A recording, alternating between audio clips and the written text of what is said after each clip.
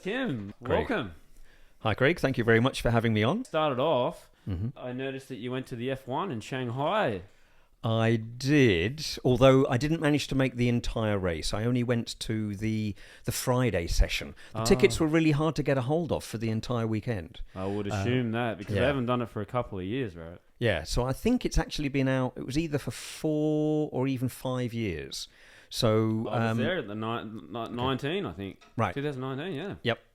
Yeah, so I'm in a WeChat F1 Shanghai group, and we tried to get a group purchase, like 10 of us, and totally failed. Yeah. We were all arranged and put in the purchase right on the nail, right on the minute, but totally failed. 1 or 2 people got the entire weekend. I just went on the Friday session. But it was really good. It was good to see the cars, and it was actually quite good to see the race like on the TV because you get to see... Have you been to one before? Oh, I always went to the Shanghai Grand Prix. Right. It's one of the cheapest ones on the annual circuit. Right. So I went to the Shanghai Grand Prix every year and a couple of times to Singapore. That's interesting. Yeah, and you can watch it on the TV and you go, yeah, that's good. But when you're there, when you hear the motors, I mean, they've been modified a little bit, but even still... Just to be there. I mean, Hamilton, the one that I saw, Hamilton he won very convincingly. Right. But yeah, what an experience! Yeah. So hopefully, as it gets on a bit of a roll, it comes to Shanghai more often. And they've got a guy from Shanghai now, haven't they? That's right. So Zhou Guanyu, who he races for Sauber, and that was the first time that he raced on Chinese soil. Right. So there was a lot of questions about, why did it sell out quite so rapidly? And it was really, I think there was 3 answers. 1, hadn't raced for so many years. 2, first time Zhou Guanyu is racing on Chinese soil. And 3, the kind of Instagram effect or the Chinese alternative, so there was a lot of people that wanted to be seen to be at the race. Go back years ago, things like the Friday and the Saturday here in Shanghai, actually not that busy. And you could go to any stand that you wanted to because there were seats everywhere. Right. This year, much tighter. Yeah. You had to sit where you were told, a lot more security, and because it was busier as well. Yeah. But it was great. And I took my son along as well. Hey, what did he think? Well, he was interested, but there was a big gap. There was like a 3-hour gap between. There was a practice session, and then there was a sprint qualifying. Right. And he's 5 years old, so it's kind of difficult, keep him interested. But I think he did it. He got through it. That's so good. Good on him. Tim, tell us about your exhibition first up. Oh, okay, right. How was that recently? Yeah, that was really good. So, what I've been doing recently is working on exhibiting some of my drone photos. And this really came, and again, there's some, collaborative elements to this. Yeah. There's a guy I know, Paul Copeland, and he markets himself as Xiao Baolo, Small Paul. And he's an artist that did a series of photos where he mimicked famous works of art when he had some spare time. And he was exhibiting in a wine bar called La Cava de la Oma, which is South American wines. And that got me interested in that exhibition space. Right. So I got talking to the guys there, and they said, please come and exhibit. And it's something I've never done, even though I had quite a library of drone photos from the last 5, 6, 7 years. Only of Shanghai, or was it? Yeah, not just Shanghai, but I would say 70 to 80% of what I've done is Shanghai, but also Hong Kong and a little bit of Singapore. Right. So there was this wine bar that Paul introduced me to, and they had an opening in November last year, and that opening closed because the owner of the wine bar had a friend who was leaving the city at the end of the year. So, and this is too much detail, but it was a case of, sorry, Tim, can't host you then. Why don't you do February, which was around the Chinese New Year? Right. But it actually worked out better for me because it got extended. So I basically did February and March. Right. So I think it was about 22 photos into the space. And the space has got 3 general areas. So it was mainly Shanghai, the city, colour. And then there was a back room in black and white, and then also some nature shots as well. So we had an opening evening, and that went pretty well. We had something like 50, 60, 70 people. Great. And made some sales out of that, which was good. It's kind of sold off the wall. So it was actually a really good thing to do. Because I saw your website and it categorized it into like urban, rural. But did you also include your 3D models, or was it just the photos? So I just did the photos in that exhibition. So yes, I was doing the rural and the urban, and then nature. I also did some photos of Slovenia. I used to live and work in Slovenia. And it was interesting because I thought that would be the more popular sales. I thought the nature shots, Slovenia, on your office wall in urban Shanghai, I thought that would be the real sellers. But it kind of turns out that's like, no, Tim, those are your holiday snaps. All right. It looks lovely, but I haven't got a clue where it is. Right. So in fact, the Shanghai shots were more popular. And there was something else that I learnt, and again, I may be slightly incorrect here, but you were referring to the photogrammetry, the little models. So one of the things that I've done in the past is take many photos of, let's say, a building like St. Ignatius Cathedral here in Shujiahui, and then using a special bit of software that's called reality capture, which processes those photos, turns it into a 3D model, puts the texture on it, and then you've got a 3D model. Buildings are good. They're easy because they are still and they are well textured, so they work quite well. Yes. The process doesn't work with glossy things and stuff, and it doesn't work well with things that move, like people. Right. So I've scanned only, I think, 3 people, and they have to sit absolutely still. And it takes me about 8 minutes. Yeah. And it's a real workout for me because I have to rush around them, and I have to take you need at least 120 photos from all angles. So you're on the floor, you're on top of them, etc., etc. And I make these little models, and they're about, let's say, 8 or so centimeters tall. And they come out in kind of black and white, or like a grayscale. And something my wife said was that, this will never sell. Because, in China particularly, statues, if you'll notice, they're only actually of dead people. Within the culture here, they don't have statues of people that are living. Oh. And so if you kind of said to somebody, I don't know. Strange. I don't know. Strange way to... Yeah, so it was like, I thought I would be able to find somebody, I don't know, a CEO that would want everybody to have one on their desk of the company or something like that. But, it's like, no, it encompasses death. I think it's a still image of a person and it encompasses death. And also, it was the fact that they were black and white.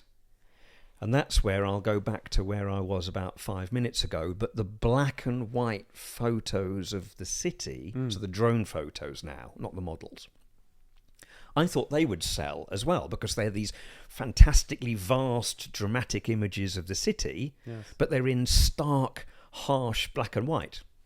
Didn't sell.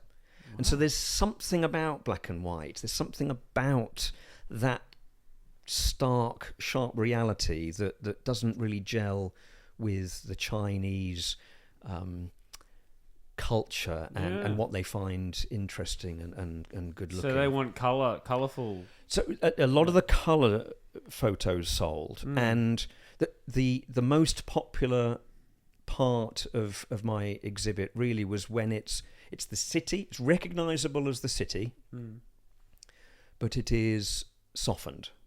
So the cityscape above the clouds, over in Lujia's Way, where you've got the super tools poking through the clouds, that does well.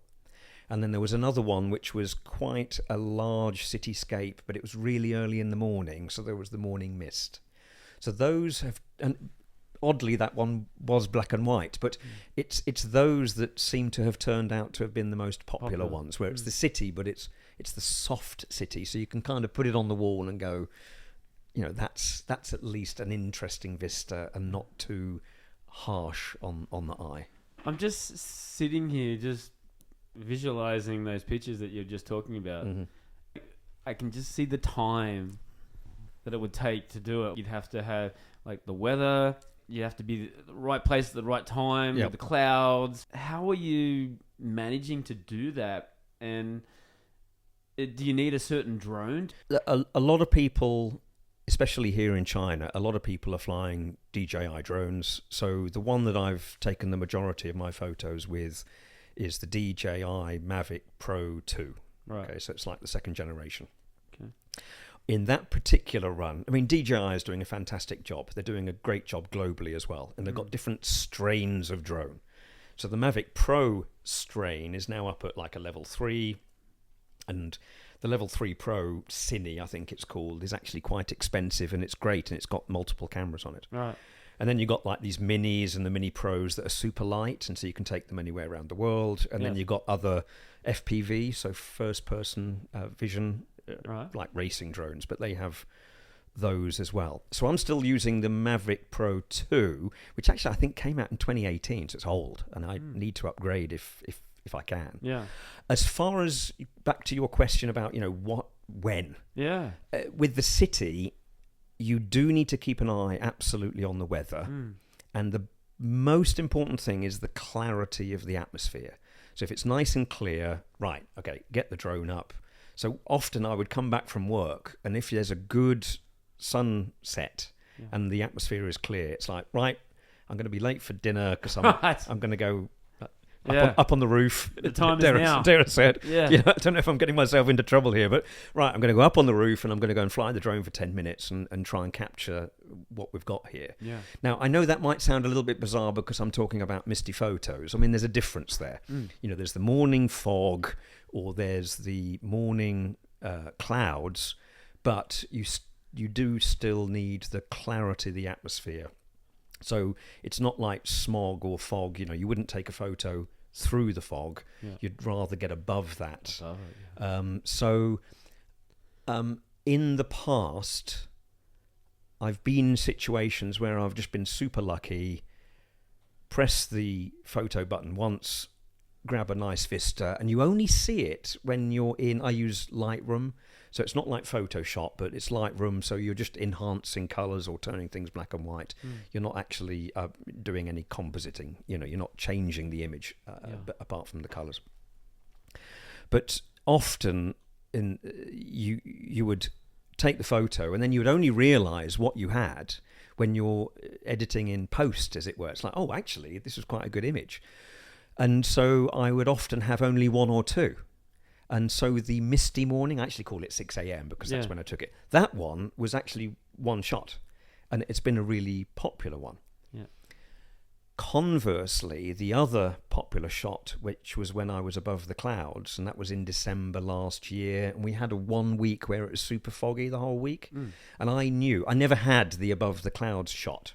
And I knew that day, it's like, right, it's foggy. I am damn well going to go and get that classic above the clouds shot. And I actually flew for 2 days. Right. And I probably took something like 60 photos and got some nice shots because I knew that I was probably never going to be in that situation again. But there's something more exciting about just doing it once and getting a nice shot. Doing 50 or 60. Yeah. And then it's just like, yes, next. It feels slightly different. If that's the more professional way of doing it, I don't know. But it's sometimes quite nice to just, take a shot. Yeah. And somebody at my exhibition, because I kept saying, oh, this was a lucky shot and this was a lucky shot. Yeah. And it was a Swedish guy. And he said, stop saying you're lucky. That's a nice photo. That's a nice photo. It's not luck. It's you. You have the skill to present this. Yeah. And so I've definitely learnt that as an artist, if you like. I don't consider myself an artist, but people were like, they're good photos. Put them up. Yeah. How much is the natural photo and how much of it has to be photoshopped? I would say it's probably about 80-20. Okay. If not more. I mean, you've got to have something. You've got to have the composition. You've got to have the clarity of the atmosphere, and you've got to have the subject matter. what I'm doing in Lightroom is usually just, contrast, maybe a little bit of sharpening, right? Maybe a little bit of noise reduction. Yeah. The above the clouds, there was a little bit of noise on the skyscrapers, so that helped, just to make it look a bit better visually. So it's minimal editing. Right? And it's dangerous because, of course, everybody knows Photoshop, and that's Adobe, and Lightroom is Adobe. I guess the photographers will really know Lightroom. Lightroom, you're not cutting anything out, you're not moving anything, you are literally just changing the image itself, as in light levels, contrast, sharpness, and that's it. You're not moving anything around at all. Are you doing that, or are you? Yeah, sure. Yeah, I do that. Yeah, right. Yeah. Lightroom's pretty easy. Okay. Yeah, I'm absolutely no expert in it, and it's one of these things where you can get like a preset. So you do it once on one image, and then it can really save you a lot of time. You can just batch convert another 5 or 6 images, and you can just see how it is. Got it. So it helps save time. Excellent. And do you have any exhibitions coming up in the future, or is there any? Nothing specific like La Cava de Loma, and certainly, I need to thank them, and they change about once a month. So I know that there's been some other exhibits in that space. Yeah. I do exhibit currently a few photos in a couple of different bars and restaurants. So currently I've got just a couple in the Rooster. Oh, nice. Yeah. And in fact, those 2 images that I was talking about specifically, the big hitters, as it were, the softer images. Yep. Nice. And also I'm in the Ministry of Malt, whiskey bar up in the M50 art space. And there's a few more there. There's something like about 8 or 9 there. And there's one other place that was looking to have a few of mine. There's a company that I know called We Wine, and they promote wines, and they were interested in having a few. So I'm kind of distributing the exhibits into various other spaces. Yeah, right. Excellent. And why don't you just plug the your website as well? Sure. That's where I went and saw these. Okay, thank you. Photo. And if the people that are interested, how do they go about finding it? Yeah, absolutely. So obviously, just go to any of those places that I just mentioned. Obviously, we'll put the links up. Yeah. I'm not in Cava de Loma anymore, but they'll know of me. But certainly, I'm in Rooster, and I'm in the Ministry of Malt, and they've got my QR codes there, and they know me. But also, my website is www.timchambers.me. So that's where you can also see what I've exhibited, and also some more other pieces of art there as well. Awesome. I saw you had this video on your YouTube, which is becoming quite popular, if I do say myself. And it was actually very recent, this holiday. You took a photo of Hongqiao train station. Wow. You couldn't see the floor at all. Oh, right. Yes. It was packed. It was. Yeah, that was this Labor Day weekend, which I think was it was last week. Yes. It was super busy. It was really busy. It actually felt just as busy as a normal Chinese New Year would be. Yeah. Yeah, it was crazy. Yeah. Well, I guess that 3 days. Can you explain it? I mean, you have a Chinese wife, so maybe you have some insight into it.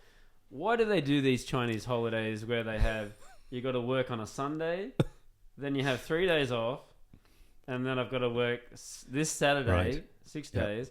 So I have three days holiday, but I've got to make up 2 days. Yes. So I'm only really having one day off. Okay, and that's a real curveball because it really bugs me as well. And what really bugs me is the fact that, I mean, as you know, there are some holidays that are 1 day and there are some holidays that are 3 day. Yes. So let's just take the 1 day holidays. And almost always you'll get emails either from your company or your employer or the government saying, please enjoy your 3 day holiday, because they link it to the weekend. It's like, it's not a 3 day holiday. It's a 1 day holiday and a weekend. Yes. And the same thing goes for anybody that doesn't live in China. The same thing goes for these 3 day holidays. So, as Craig was just saying, more often than not, you'll have to work the previous Saturday and the latter weekend's Sunday, and then you've got a 3-day holiday in the middle, and then again your employer or the government will say, please enjoy your 7-day holiday, and it's like, well, it's not. The Saturday and the Sunday are paying for Monday and Friday, and you've got 3 days in the middle, and they add the other bits of the weekend on. So, and it's I can't explain it in any way that would be polite. I saw also on your YouTube you had the Shanghai Metro Challenge. Right. Explain to me how this all come about. This sounds like a very interesting... Okay. Yeah. So, bizarrely, how did it start? I thought I saw a YouTube video about the London Underground, where somebody had travelled on every single line, at least once on the tube, right? At least one stop. Yeah. But then recently I've tried to find that video and I can't find it. So whether that was just a figment of my imagination, I don't know. I'm not saying I'm the inventor of this game. I'm sure somebody's done it before. Yeah. Of course they have. So the rules of the game are you have to travel on every single one of the numbered lines in Shanghai, of which there are 18 at the moment, at least one segment. And honestly, 50% of people get this wrong off the bat. Oh, do you mean the entire line, Tim? No, I don't mean the entire line. Just one segment. Yeah. So it's really like it's a network analysis. So what method can you get through the map? Way? Exactly. So, and I don't mind giving people the route that I take, and I want people to take me on. I want people to challenge me. Right. I've not had anybody say that they've beaten me yet. I don't think anybody's as nerdy or weird as me to actually do it. But in brief, you need to start out at the end of one of the lines. So let's pick line 17 because that's out at the end of line 10 and 2. Is that one of the newer ones? So 17. Yeah, it's one of the newer ones. It's out. You're gonna get me on various station names now, but it's the one that goes all the way down to the southwest, out to Zhujiajiao, right, and out to some of the water towns. So what you do is you start out on that. You just go one station out on that line, and then you travel that one station. So you've done line 17, tick, and then you can switch to either line 2 or 10 at Hongqiao railway station, and then come in, and then so basically I do that. And I used to come in on line 10 because that goes south, but now what I do is I go on line 2, which takes longer, but then you can do 3, 4 in one go, and I'll keep it brief. You can then do all of the other lines, and you kind of end up way out on the east side. So I've done it 3 times. The first 2 times there was no line 14. Line 14 is the most recent line that we've got. Line 14 is a insert polite word. Line 14 is a bit of a nuisance because it's not near any of the other lines that were on the most efficient network. It goes out to the football stadium. It does. Yeah. It goes east-west. I think it's supposed to be a line 2 kind of relief line, but line 2 is still the busiest line. In short, I've done it twice on line without line 14, and I think it was something like 3 hours 45, then it was 3 hours 25, and then I've added line 14, and it's gone up to 3:35. Okay, but that's 18 lines, not 17. 3:35 can definitely be beaten because the third time I did it, I was not lucky. I was never lucky. There was never a train at the station, jump on. It was always wait for the train, wait for the train. Right. So 3:35 can be beaten. I challenge everybody to do it. 3:35, come and beat it. And I'm not the fittest guy, and there's a lot of time wasted on the interchanges. So I used to have Shanlu, line 4 to line 9. What a bugger. That's a long trek, and a lot of the interchange stations are still long treks. So anybody that's super fit, you can't use a scooter. If you had a skateboard or a scooter, that would be... What's the one on line 2? That's a huge one. You've got to actually go across the road.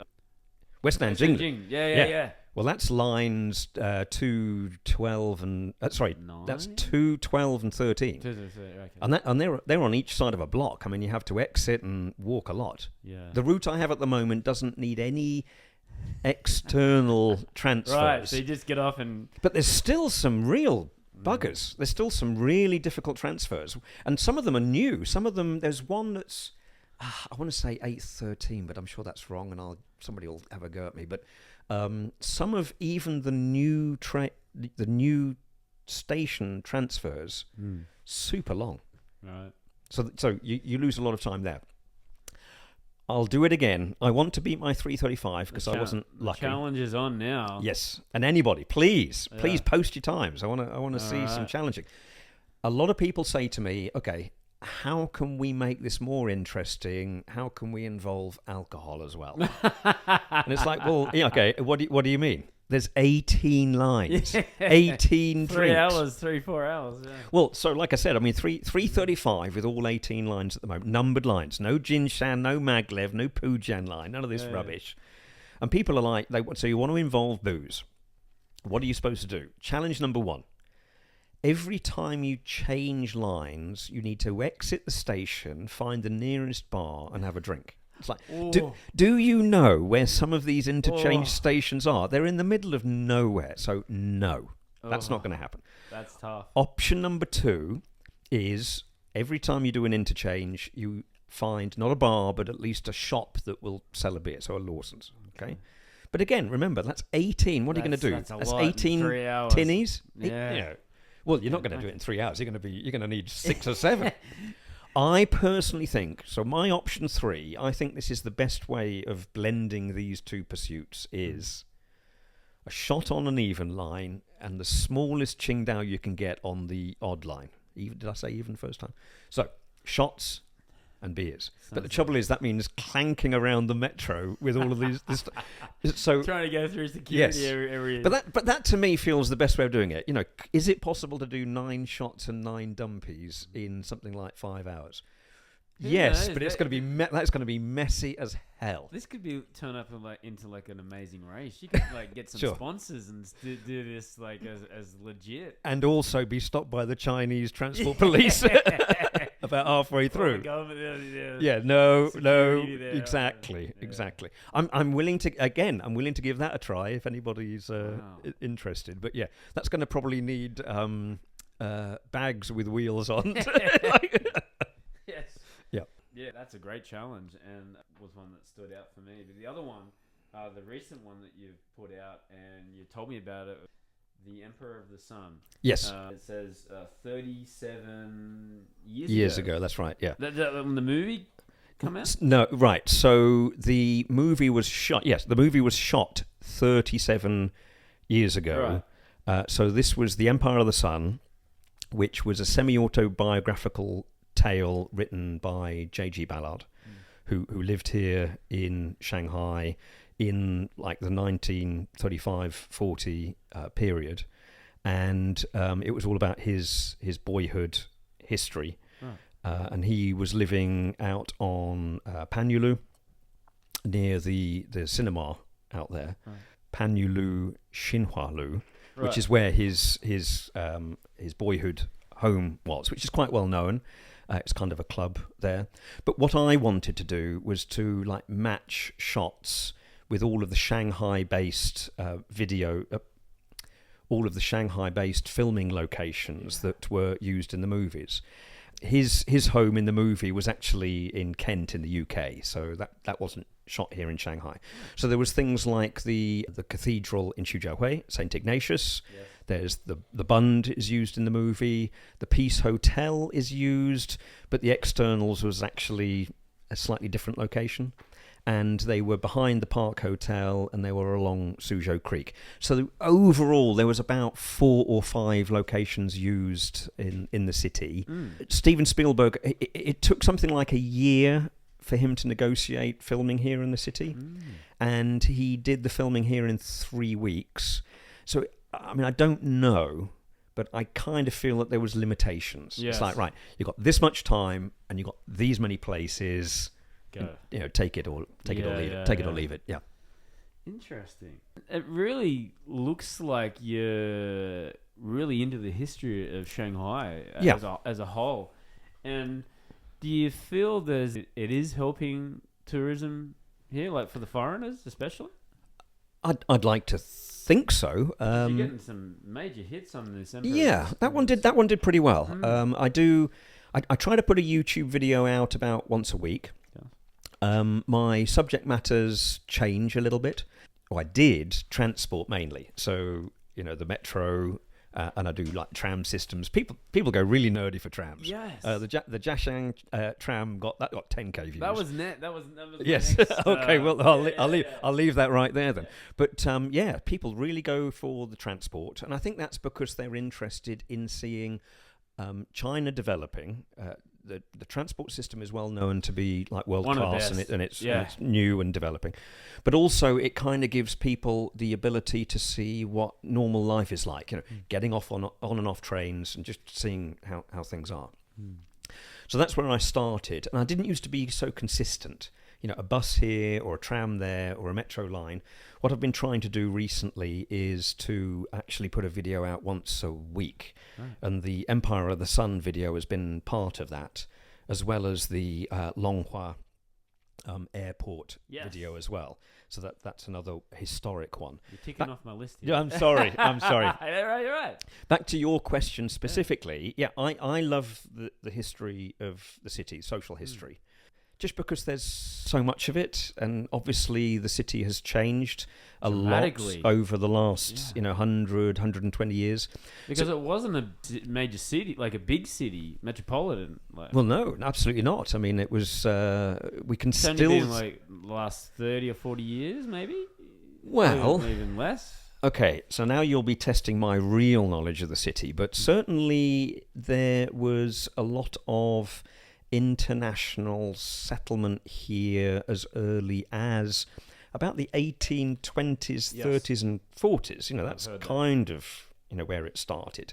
So the overall history is a lot longer than like 20 or 30 years. And entertainment was very important here in that period, right? So if we go back to, one of the oldest buildings that at least I know of, and by the way, collaboration is kind of the name of the game in all of these things.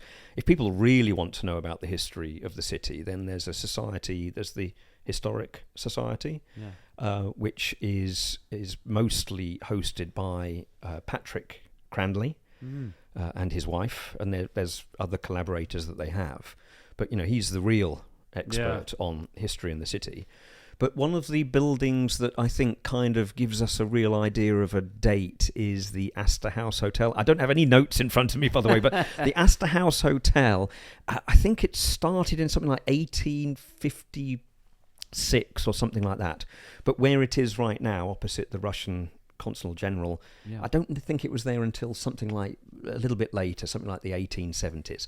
So that gives us an indication of when things really were starting colonially. So let's say the 1870s, 1880s. But things really, really got going around about the 1920s, 30s, 40s. The Art Deco period, Laszlo Hudek, things like the Broadway Mansions building. I think that's 1934, if I'm right. What? So that's where things really got going. So certainly in the 1920s, 30s, 40s are the period, and obviously running up to the Japanese invasion and the Second World War, and that's where the J.G. Ballard Empire of the Sun area is. Right. And a lot of those matched shots that I did, a lot of those were actually quite easy. Everybody knows St. Ignatius, everybody knows the Bund. The hardest one for me to find, oddly, was a couple of shots that they did behind the Park Hotel. As soon as I saw a part of the building, it's like, there it is. Yeah. And then on that junction, there's one building where I call it the ambush scene, where I think it's some Chinese rebels ambushing the invading Japanese army. I think I got that the right way around. Yeah. And I was on the junction and I thought, that looks like the right building. And so I went into the building to use the elevator. It's an old building, obviously. There was a security guard on the front door. Stop, where are you going? In Chinese. My Chinese is poor. And there was a list of floors and offices going up to, I think, floor 5 or 6. Yeah. And so I just said, I know somebody on floor 4. Right. Just picked floor 4 at random. And so the security guard was like, yeah, right. So he got in the elevator with me. And so we went up to floor 4. Yeah. and there was kind of an office to the right. Maybe there was one to the left. I went right, walk in, and there was a load of people, not speaking so much English, and me with my broken Chinese. What are you doing here? And so I just said in English, I said, look, I'm really sorry. Is there anybody here that speaks English? Yeah. And a lady came out from a back office, perfect English, thank you very much, and said, what's going on? Yeah. And so I said to her, again in English, look, I'm really sorry.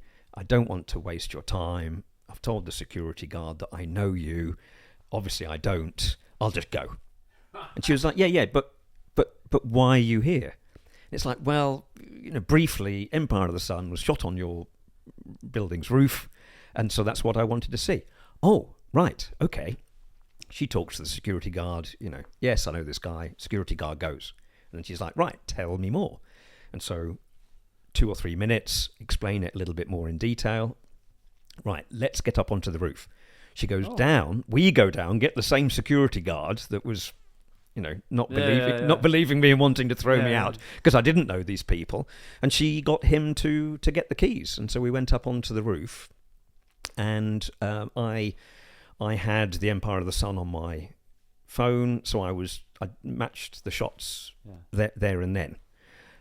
Actually, no, that's not true. Sorry, I went back. I did 1 or 2 rough matches and then went back a few weeks later. And they were really enjoying it. And she got some of her colleagues. When I went back, she got 2 or 3 of her colleagues from her office to come, because they'd been working there, unbeknownst that Steven Spielberg had been on the roof. And they were looking, when we opened the door a second time, she was showing all of her office colleagues around, and so that's when I managed to match those shots. So I thank her greatly for allowing me to get those shots. And who knows, that could have opened up a whole new market of people that have never seen the movie before. Maybe. The movie, we have to remember that the movie is 37 years old itself. And it's depicting, if I get my maths right here, it's depicting something that was 46 years older than the movie date. Right. So obviously it's not half and half, but it's just interesting to think that way, that the movie is almost as old as the point in history it was depicting. So I kind of think of the movie as a bit of an historical document in itself. There's no high-rise buildings, there's no CGI in the movie. Actually, that's not true. There was an Industrial Light and Magic aeroplane shot over the Peace Hotel, was very rudimentary, CG. Yeah. And you got the young Christian Bale. You got Christian Bale, as in Batman. He's there at 13 years old. Wow. I don't think it was his first role. He'd been on stage before and probably in a movie or 2, but it was obviously his initial breakout role. Especially with Steven Spielberg. Yeah. And the behind-the-scenes documentary was really interesting as well. And so you see that obviously Steven Spielberg wanted Christian Bale to be quite energetic. It's a war movie, and you can see that he's getting him to jump up and down, build up the adrenaline, and so that's why he gives these really sort of dramatic shots. So I tell anybody that comes to Shanghai to watch Empire of the Sun. Yeah. Mainly because there's still actually quite a lot that you see in the movie that's still here. Like I said, St. Ignatius. J.G. Ballard actually didn't go to St. Ignatius Church School. He went to the Holy Trinity. But again, I think maybe Steven Spielberg was limited on the places that he could shoot. Right. But, if you come here, watch that movie and watch my YouTube video, and then you can find the places if that's your bag. Yeah. You were saying earlier, I like historic things. It's that social history that's interesting. Yeah. And was it critically acclaimed? Did it win awards? It might have won something in the technical points. Right. There's obviously a lot of aircraft work in the movie. Yeah. And as I said in my YouTube video, the vast majority of the aircraft work was all models. Ooh. And when you first watch it, you don't notice that at all. Yeah. Obviously the planes on the ground were life-size, and some of them were dressed up to be Japanese, even though they were originally not Japanese. American planes then dressed to be Japanese Zeros, I think. But a lot of the actual flying was model work. And there's an excellent YouTube video of one of the flyers, which I link to in my YouTube video. Yes. And it's a really interesting watch. And they have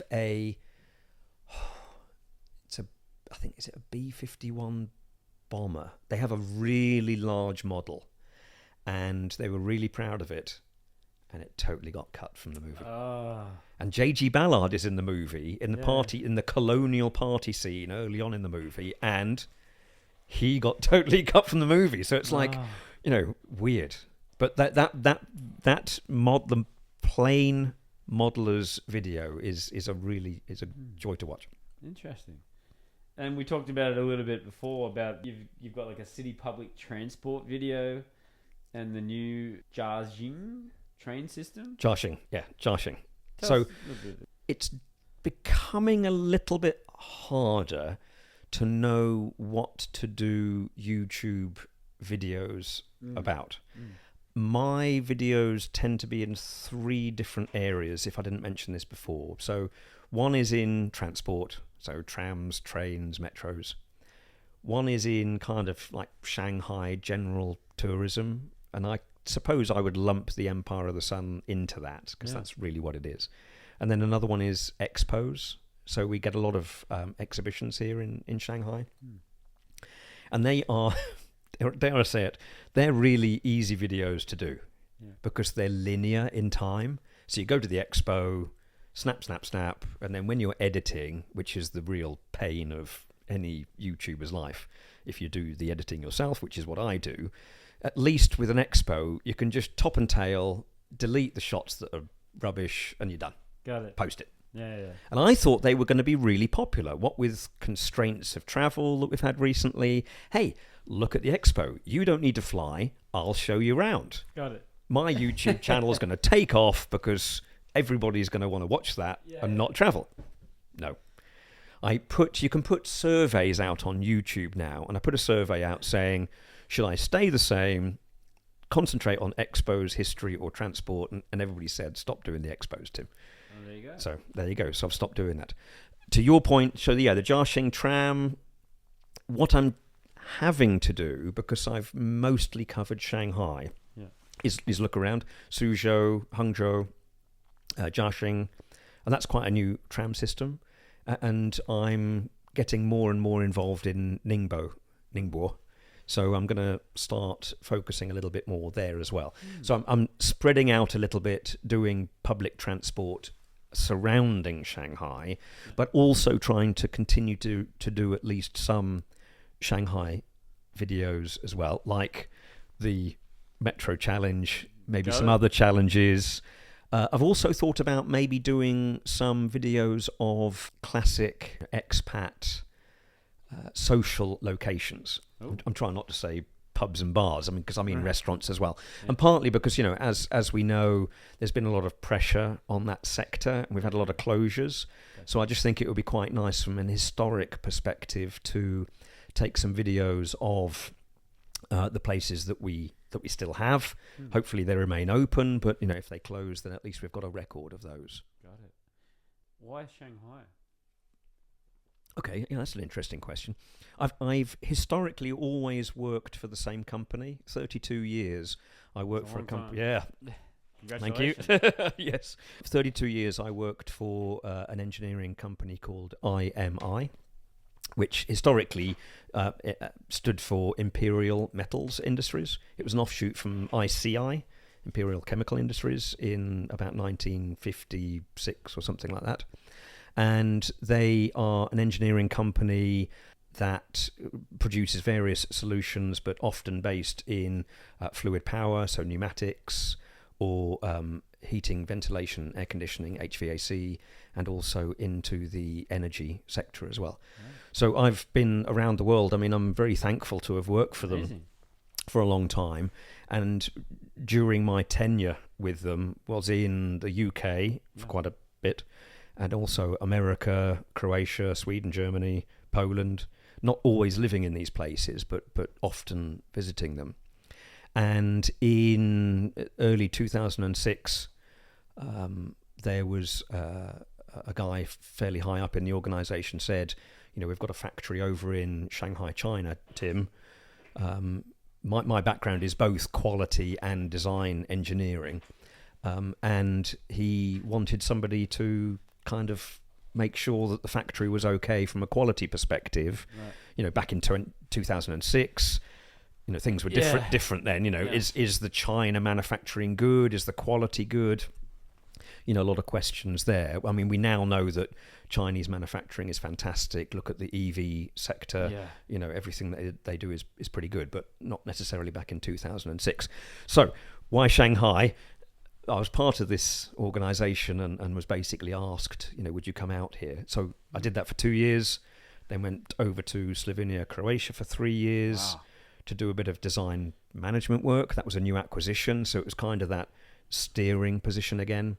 And then we got to 2011 and I was asked to come back here again, a little bit more on the quality side rather than the design side. So you're shooting around some very interesting cultures and right. Yes, and it was super interesting. I mean, being here has been very interesting, seeing the various changes that were going on. But again, in Slovenia, Croatia, I was there when Slovenia was in the EU, but Croatia was still outside. And I actually lived in Zagreb, because it's 800,000 people, and the town I was living in, Slovenia, called Brežice, was 10,000. Right.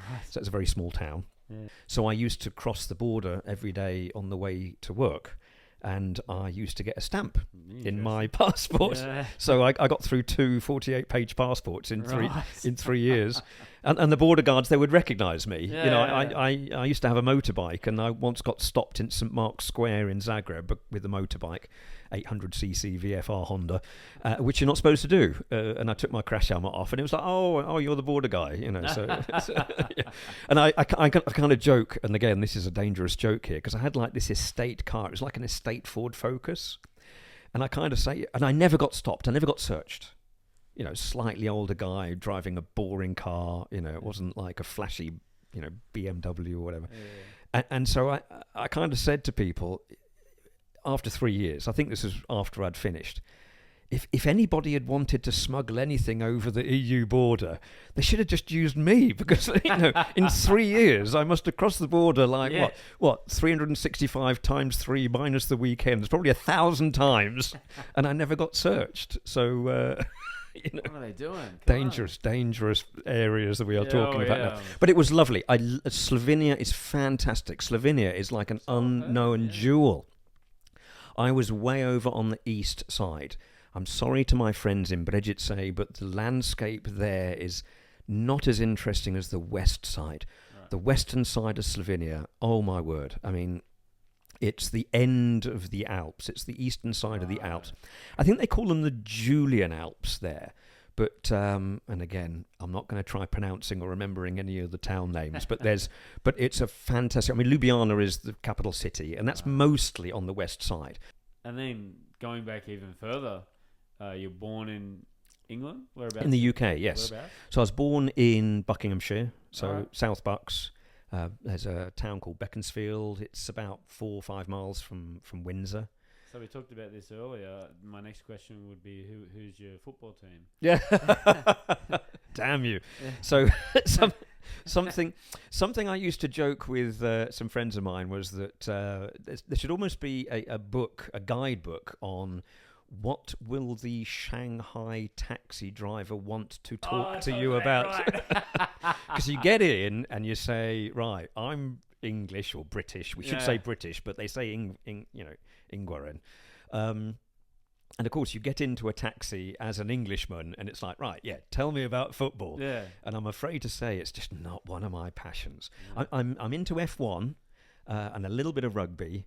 Yeah. But not football. And then I would have to see how long I could bullshit for before he would rumble it. You didn't. What was your major at Nottingham? So at Nottingham, I did production engineering and production management to a master's degree level, and it was one of these degrees where they just let you do that. It was like you don't have to stop at 3 years. You can just keep going to 4, and it kind of confuses people here in China, especially if you're going for a work visa. It's like, right, there's my master's degree. It's like, yeah, okay, where's your bachelor degree? It's like, I don't have one.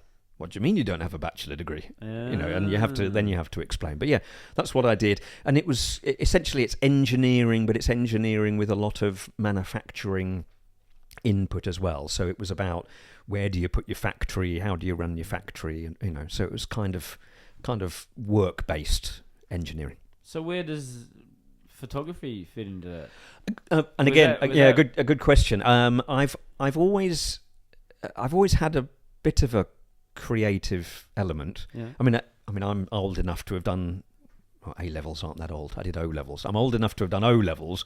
I did A-levels as well, and I did maths, physics, and business studies.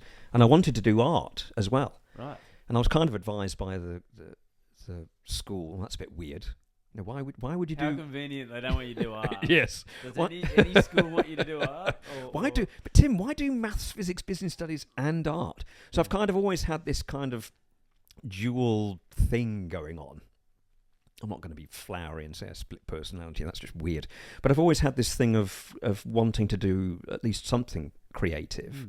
And I think that kind of bears out in what I do. So it's like drone photography. There's this technical element. Yeah. The photogrammetry thing.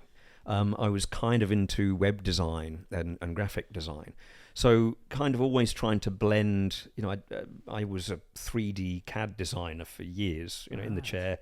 And, at lunchtimes I would try and make that creative, make it look interesting. And is that something that you want to push forward to make that a career, or is it still like a hobby? I'd love to. A lot of people have said I'm probably going to be going back into engineering. Oh. I've been out of IMI for about a year or so, and I'm currently in the process of going back into. And what was that like? Having a year off? Well, that year is kind of what actually bore out the photography. Yeah. Before, dare I say it? My wife, was worried I would be taking on too much of a risk by funding the exhibition. And I said to her, no, it's worth doing. And it certainly, dare I say it, it paid for itself financially. And it also got my name out there a little bit more, if you like. So without the time that I had on my hands, I probably wouldn't have done it at all. So is it something that I would like to pursue? Absolutely. Is it something that I feel can totally pay for itself? Not really. We're living in a world which is increasingly tough, and we've got AI imagery and all sorts of things. So I'd love to. I would love to, but at the moment I'm kind of trying to do it still as a sideline. Yeah. Whether I'm selling myself out or not, But it's who something knows? to fall back on, and it's not going to make. Yeah, you're always going to be creative in that. Absolutely, yeah. Yes. And if things do continue to move towards Ningbo, as I've kind of indicated, I'll stay in engineering, but I certainly will continue the photography. I'd love to make some success out of the photogrammetry element. That's tough. Yeah. If anybody has a good idea for modelling things with multiple photos, the short form for me is buildings for architects, or kids that can stand still for 8 minutes, and then you as your kid is growing up, or pets, Right. But again, they need to sit still. Or you could have a cage of multiple cameras, and you just go click, and you take multiple. So I certainly will continue in the field of creativity. Absolutely. Yeah. So, what's the best piece of advice you've ever been given? Damn. Well, stick at it. I don't think I'm paraphrasing there. I kind of indicated earlier that I am honoured to be considered a decent enough artist to exhibit and for people to buy my art. Really proud of that fact. And the best bit of advice probably isn't one person saying one thing, but several people saying, but you are an artist. Stop saying that you're lucky in the images that you take. The art speaks for itself. Your photos speak for themselves. So that's probably an amalgam of several people saying several things. Would be my answer to your cliche. Right. If you were able to go back in time and visit your younger self, what advice would you give him? Gosh, damn. I often wonder if I made the right decision on coming here to China. I was asked by the company, would you go out to China that first time? Would you go out to China? About 2 years, yeah. That was the 2-year stint in basically 2006 and 7. And I thought about it for a couple of days, and I said, actually, I'm not sure about going to China. That's maybe a little bit too much. Out there, yeah. So can I say no?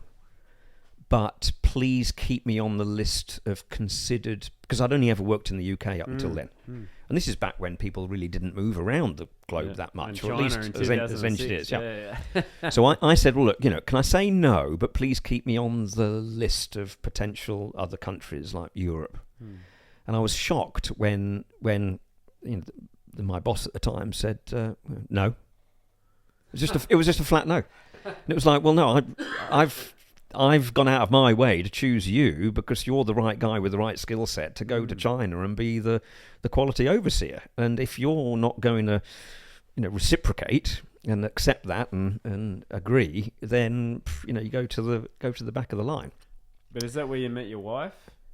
Not on that stint. That was after Slovenia and then coming back again. So I can't remember the exact wording of your question, but basically going back to my former self and saying, what would you say to him? I probably would say, I guess overall, yes, you did make the right decision. Be bold, because what would the alternative have been? No, I'm not going to go to China. Please keep me on the list. No, we're not going to do that.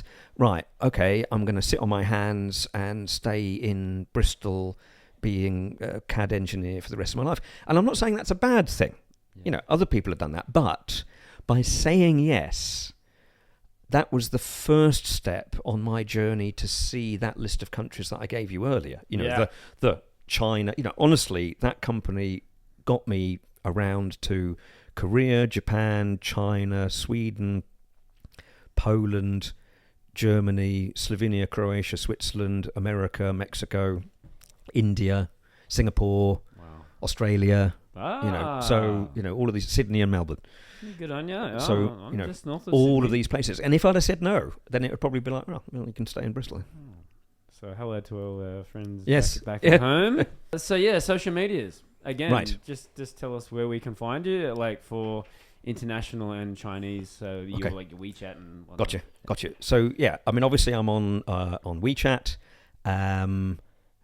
You'll find me there through probably going to an exhibition and finding a QR code is the best way there. Website, like I said, www.timchambers.me. That's mainly focused on the photographs. There are links there through to my YouTube video. That's where I'm trying to focus a lot of the international social media is on YouTube.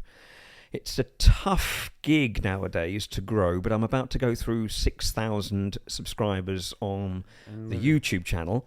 Easiest way to find me there is probably just searching Tim Chambers Metro. There's another more famous Tim Chambers who is the saluting Marine, but I am starting to get into some of the Chinese ones, so Xiaohongshu, I'm on there as well. Yep. Again, it's just Tim Chambers. And what does the future hold for Tim Chambers?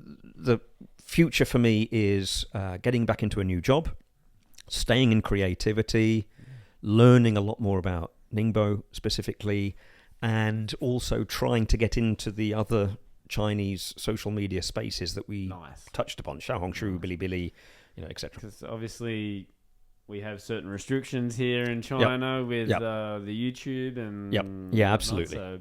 Yes.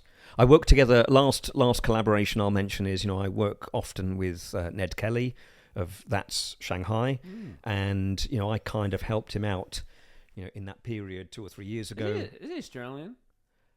No, he's British. Oh, okay. Because he's got a very famous Australian name. Oh, well, of course, I know. Yes, of course. Sorry. But he. No, I didn't make that as a joke. Okay. I just assumed. But no, you're right. Yeah, yes. His, it's not even a pseudonym. It's the same name. But I kind of helped him out 2 or 3 years ago when not so much was going on with some content for That's Shanghai, and I'm kind of guessing that's why he's kind of helping me. It's quid pro quo. He's helping me promote my Empire of the Sun videos, and we're talking about a collaboration. I've got something like 7 videos that cover Shanghai, not transport, but the Bund, and I kind of call it Shanghai for free. It's just a hook, but I do the Bund and People Square and places you can go without spending any money, but I'm not deliberately trying to do it on the cheap. It's just you can look around all the buildings on the Bund for free. You can look around People Square, for free. And so we're going to work on a sequence of editions together with That's Shanghai in the near future. That's great. Well done. There you go. Shanghai. That's Shanghai. That's Shanghai. There you go. Yeah, that's a big push. Well, yeah. I hope. I hope that works well. So, as of today, who are your 2 or 3 top favorite musicians or artists? Mike Oldfield's sister, Sally Oldfield. She's actually a really interesting and good artist in her own right. So she's recently popped up on my Discover. This isn't news stuff, so it doesn't really answer your question. No. It's your choice. And then the other one's turning up in my Discover, Bronski Beat and Kajagoogoo. So it seems like I'm stuck in the 80s. Now, nothing wrong with that. Before everybody really worries, it's not. Oh, there's Fun Boy 3 as well. Oh my word! So T-Rex, Eric Clapton. There you go. Ian Jury and the Blockheads, Hit Me With Your Rhythm Stick. Oh, so that is this week's Discover Weekly. Now, I'm not totally stuck in the 80s, but I won't be able to come up with, I don't know, Dua Lipa. There you go. There you go. Your top 2 or 3 favourite movies? I have to say Empire of the Sun. And I am a science fiction nerd. Yes. So Alien and Blade Runner, the original, will always be, way up there. Very nice. Last question. Who's your greatest inspiration / hero and why? From the technical perspective, I'd say probably somebody like Alan Turing. So I guess a bit of that I'm picking from the technical part. Obviously, he did a great service for the UK as far as the breaking the Enigma code and working at Bletchley Park, which is very close to where I grew up. And as we know, there was also some social history there as well, with him being homosexual, and then the government actually forced him to go through chemical castration, and he ended up committing suicide, or was it potentially poisoning? So, sorry, there's a little bit of dark history there, but certainly a very interesting character, because he must have lived in very difficult times. Yeah. So he's being asked to do so much for his country and not necessarily being duly recompensed by the country itself. Thank you very much, Tim. Okay, thank you, Rich. I really appreciate your time. I really love your art, your artwork. Continue doing that, and thank you. All the best. Great, thanks a lot, Craig. Yeah, it was really enjoyable.